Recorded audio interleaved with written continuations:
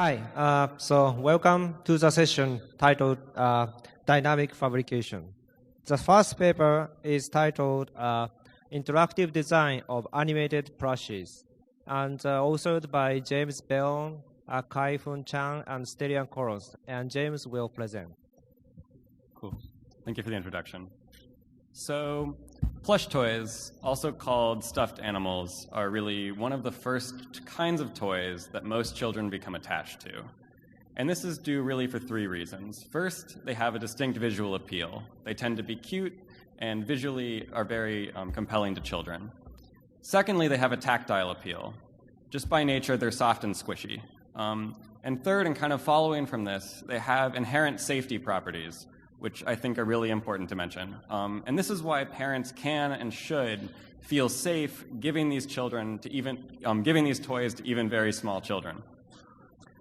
So plushies are very fun to play with, but there's a problem, which is that designing a new plush toy from scratch tends to be very hard. So even at somewhere like Build-A-Bear, children are essentially picking between existing plush toy designs and then also picking between accessories. But the hope is that we can do better. And this is the gap that was filled by Plushie, which is a design system introduced in 2007, which enabled novice users to design their own plush toys. So it's now in principle possible for users to start thinking about making plush toy versions of really any character that they had in mind. And perhaps even start expanding beyond sort of the typical plush toys you could get in industry to something perhaps more like this. So this is great, but the question we asked is, wouldn't it be cool if we could give plush toys even more personality? And in this work, we aim to bring them to life through motions. So the computational fabrication community at SIGGRAPH has already started to address the problem of designing motions. And this is shown here for mechanical automata and then also for mechanical toys. And we could, in principle, just use one of these systems and put the result inside of a plush toy. But the problem is that these things, of course, produce rigid mechanical structures. And so if we did this, the resulting plush toy or interactive plushie would cease to be soft. So this is a problem. We were therefore inspired by work from the animation community, which was done to animate soft virtual characters, shown here.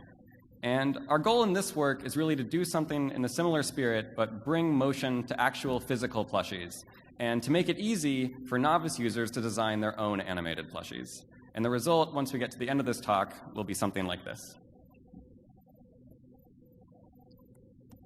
So let's actually take a look at how we started to fabricate the plushie I just showed you.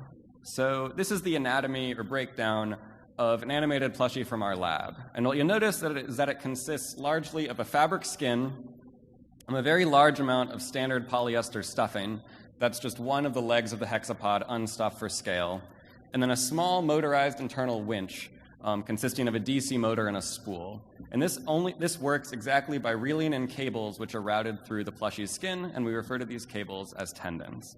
And what's nice about this fabrication methodology is that it really is very safe and simple to follow, and because of that is accessible to almost anyone, which was our goal.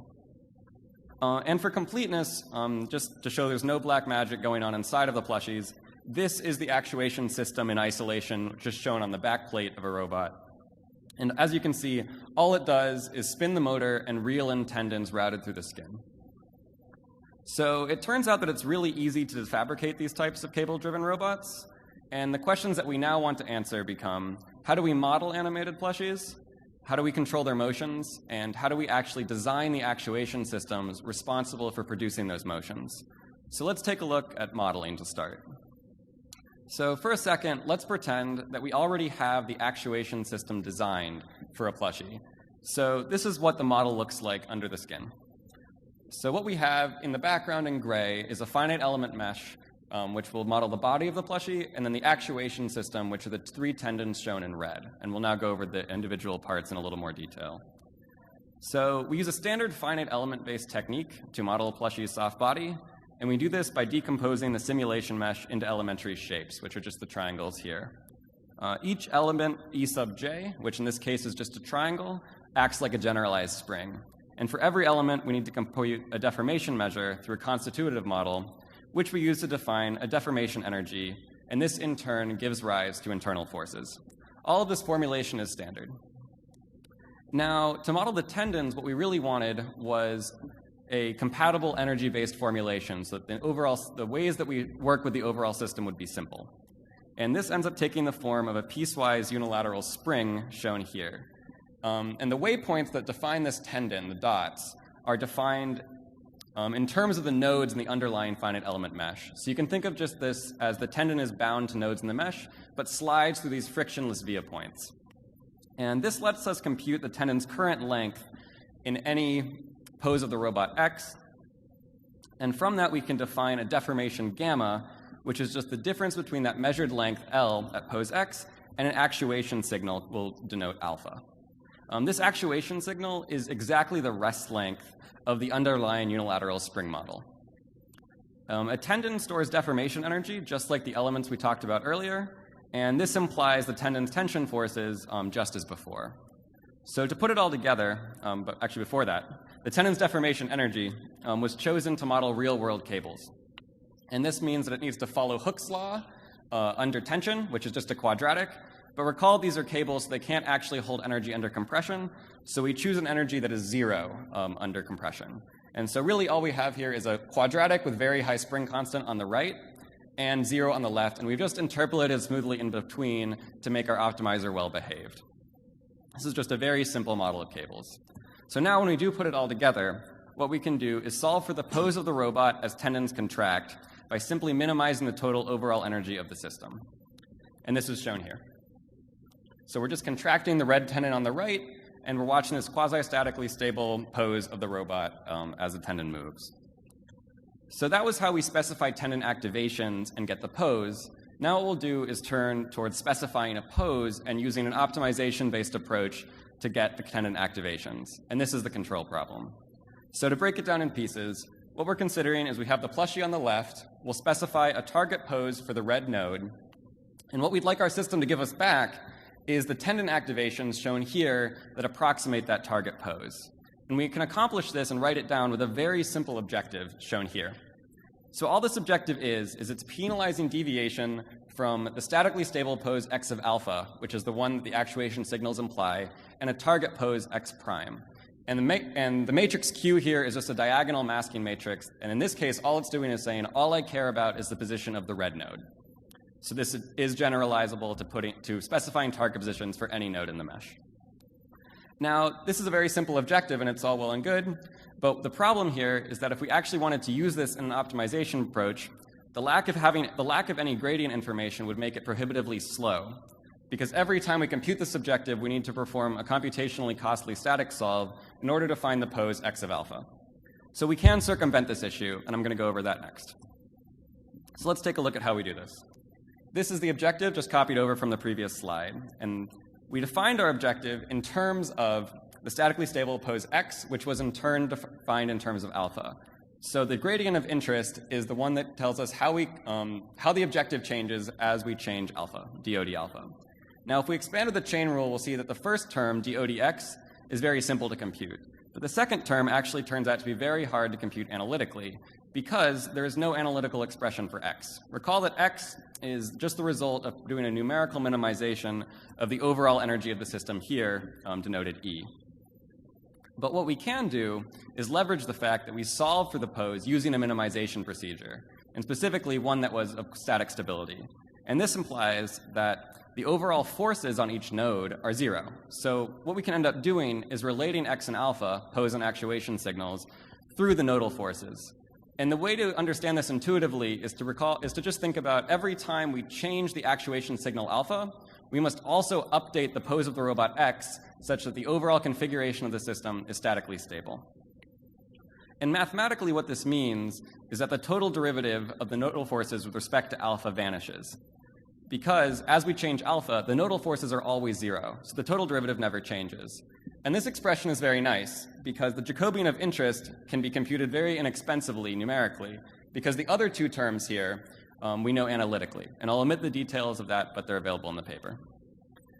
So the take-home message of this, and what's really nice about the overall approach, is that what we call soft IK ends up being really fast. So as a demonstration of this, here is some follow-up work we have done using our soft IK system to do real-time control of a plush robot. So what you'll notice here is in the lower right-hand side, I'm dragging around target positions for nodes on the mesh. I can specify which nodes I want arbitrarily. And then as I drag them around, control signals are being sent in real time to the real-world robot. And then here you'll see it doing just a simple grasping task. So it doubles both. It does actually function as a control method in open loop for a real-world robot. So one thing to note is that in all the examples I've shown so far, the actuation system was already designed. And because the actuator layout directly influences the space of motions that the animated plushie can achieve, it's really important that you set up the actuator layout correctly. And in other words, if you get this wrong, and the actuator layout is not specified correctly, the way that the user envisions the plushie to move will not be the case. And it can be very unintuitive for a novice user to actually get these actuation systems right. So our key insight is that we can co-design actuation and motions. And what this means in practice is that we allow the user to specify the motions through a posing interface and leave the computation of the actual actuator signals up to the system. So we draw inspiration from nature in order to accomplish this task. And for instance, let's consider the trunk of an elephant, which is something called a muscular hydrostat structure. So the trunk of an elephant is able to achieve a huge variety of motions to accomplish a wide range of tasks. And it does all of this with absolutely no bones inside of it. The reason it's able to do this is because the elephant trunk has up to 150,000 individual muscle units in it called fascicles. And it would be really great if we could apply something similar to robots, but unfortunately that's currently not possible in hardware. There's no way we can put thousands of actuators in a single plush toy, at least not yet. But what we can do is do something similar in simulation. So what's going on here is that we've rigged a virtual plushie with many, many tiny little actuators we're calling muscle fibers. And we allow the user to pose the plushie in what ends up being a very augmented workspace. So they drag around target nodes, and the plushie is posed using the same soft IK system as before to match the pose specified by the user. And the most active fibers here are shown in red. Now, one thing to note, and the thing that we leverage in the design section here, is this observation that if two fibers have the same contraction and do the same amount of work pulling on the plushie, then they can be combined into a single larger fiber or tendon that accomplishes roughly the same task. And we call this overall procedure network discovery. And as a first step, we of course allow the user to pose the plushie until they get a pose they're happy with. Then we consider the overall setup of muscle fibers as a graph. And the graph's edges here are just the contractions of each muscle fiber. So in this case, the red edges are contracted more. The most active fibers in this graph are then thresholded out. And we then connect them up into a tree by using small segments. So now we have a single tree structure of tendons. The final step of the network discovery procedure is to place the winch and the tendons. And the winch and the tendons are placed according to a simple heuristic. And what this heuristic does is reward large contractions in any individual tendon or individual candidate tendon, because these imply large motions. We don't want tiny tendons that don't actually contribute to the motion. And the second part of the heuristic is that we penalize variance across the set of candidate tendons. And the way to think about this is that all these tendons are going to end up being pulled in by the same winch and round up along the same spool. So we really want to pick a set of tendons that are supposed to contract the same amount. The result of this procedure is a physically realizable actuation setup that is able to approximate the user-specified motion, shown here for the pig example. And there is the fabricated version shown for comparison. One final thing to note about the overall process is that this procedure of first posing the virtual plushie until you find a pose you're happy with, and then discovering a physically realizable winch tendon network is iterative. And to demonstrate this, I'll show this here, what the system looks like after we've designed the robot character. And what you'll see is that the winch tendon networks in the realizable plushie are first solved using soft IK, and then their activations are copied over into the idealized plushie. And what this boils down to is we don't want muscle fibers in the idealized plushie to be doing work that could have been done by a winch tendon network we'd already put into the plushie. Or to say it more simply, we allow the user to reuse winch tendon networks prescribed for previous poses. Here's the example of the robot shown here in simulation, with the virtual motion on the left, and then the physically realizable one in the center, and then skinned on the right. And to prove to you that it's soft, here I am squishing it. What you'll notice is there are a couple rigid points where the motors are, and I brought this with me so you can see exactly how soft it is. But the overall feel and interaction modality of the robot is similar to what you'd expect from a traditional plush toy. And then here is the comparison of simulation and fabrication.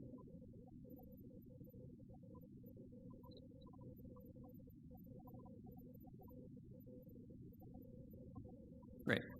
So to summarize, what we've done is introduce an interactive design system for making animated plushies. And our goal in doing this was to really make a system that was very accessible and appropriate for novice users. The key insight was that we allow the user to pose the plushie so that they can get the motions that they desire, but we leave it up to the system to figure out how to actually route tendons to approximate those motions.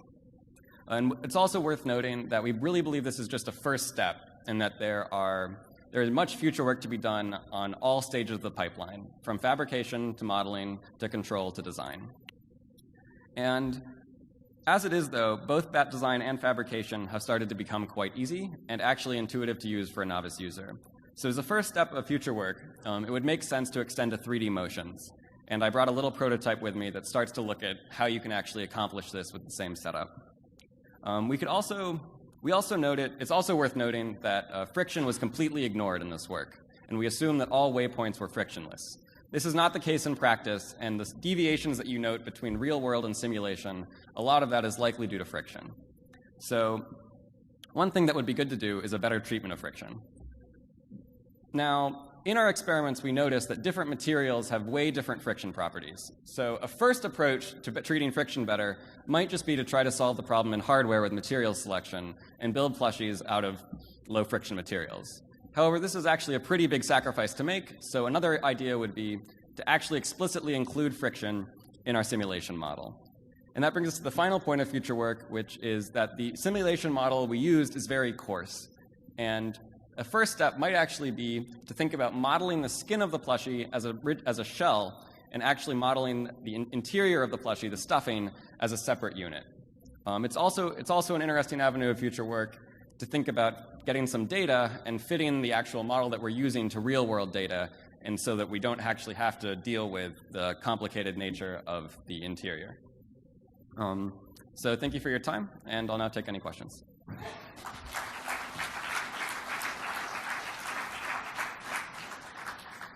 Yeah, so if you have a question, please come up and ask.